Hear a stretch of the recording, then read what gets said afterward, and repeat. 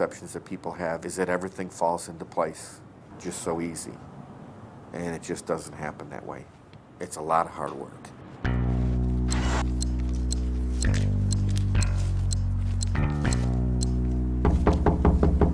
I'm Detective Mboto with the Police Department of Dallas. This is Detective Quirk. Hello, how are you?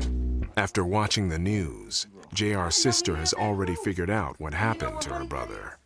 Because, I mean, I watch a lot of CSI and all that, a lot of stuff, so I know I was like, something is wrong. And so I called down to the Dallas Medical Examiner's office. So you already know why I'm here? Mm-hmm. Okay. Yeah. Okay. I know. Well, it's probably one of the hardest things we got to do, and it's over. My brother's been on and off of drugs since. The first time I can remember was in 1989. Because he took JR's sister says he had been fighting drug addiction for years. You know he has 2 kids. No, I didn't know that. He has 2 kids. And after going straight for almost a year, JR had fallen back to drugs and gotten into trouble with dealers. He had got in over his head.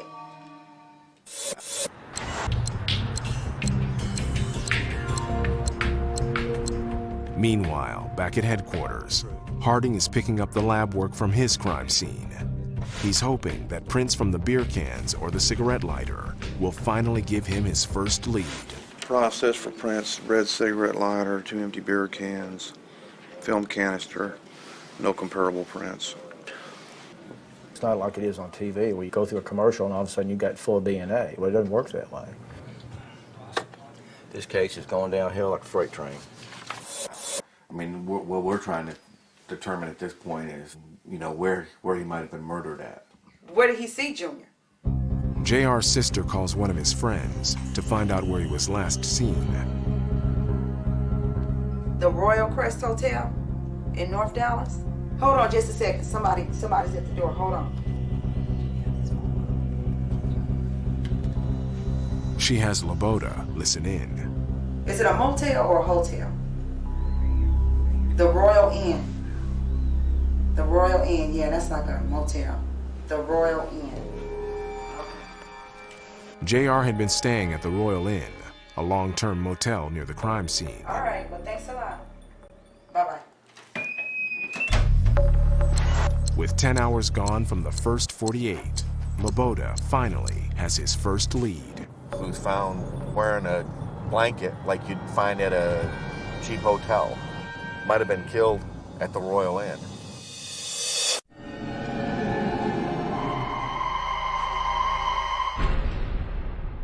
An unidentified man was found next to a posh Miami high-rise in what looked like a suicide. But after discovering stab wounds to the victim's chest, Sergeant Joe Shalacy is treating it as a murder. He has also discovered through surveillance footage the victim was not alone in the hours before his death. 2 hours before the victim died, he came home with a girl. We don't know who she is or where she is.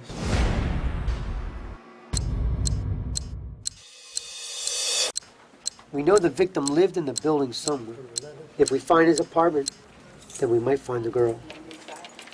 Did you hear any yelling, any screaming, any scuffling, anything out of the norm? Did you hear anything? No. You want me to raise your Nothing. You don't know what's going on. Are you just now coming home? Yeah. Can I talk to you a moment? I don't. Are you just coming in yourself?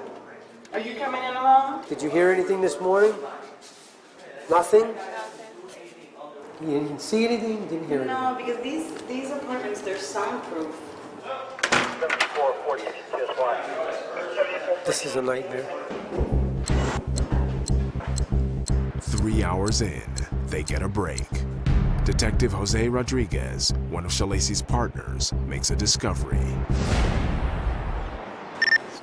Detective Rodriguez is saying that he sees from the 14th floor some bloody palm prints. Yeah, go ahead. Rodriguez tells Shalacy